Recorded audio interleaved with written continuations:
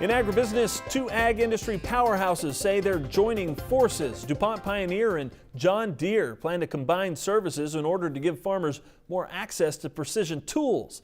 The companies are linking Pioneer's Field 360 info with John Deere's wireless technology. It's supposed to help farmers generate seeding and fertilizer prescriptions. The powerhouses say it will be available starting in 2014. Back to today's top story, reaction to USDA's grain reports, which appears to be mostly bullish. Farm Director Al Pell has details in analysis. Our guest here at the Agribusiness Desk on Ag Day is Bill Biederman from Allendale Incorporated. Bill, this report that we had this last Friday was kind of a big one. Hadn't had one for a long time.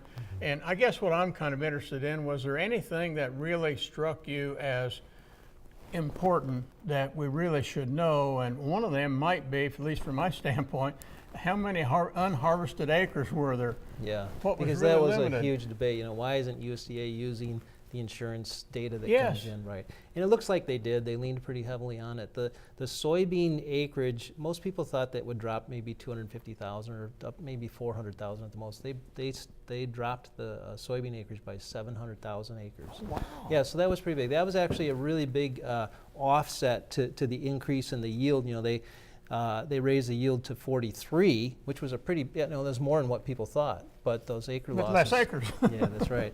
And then the increase in demand too. So that was a biggie. I think going into next year, it's a big question of, well, what are we going to do with our acres next year? And right now, I would have to think that they're going to stay about the same. People had hugely good results in soybeans, but oh my gosh, they had great results in corn too. In the corn, USDA lowered the corn acres way more than what we thought. 1.9, almost 2 million acres. And that was a huge offset to the yield. They put the yield at 160.4. They'll probably revise that up some more yet, but that really shaved off what could have been a very bearish report. Yeah.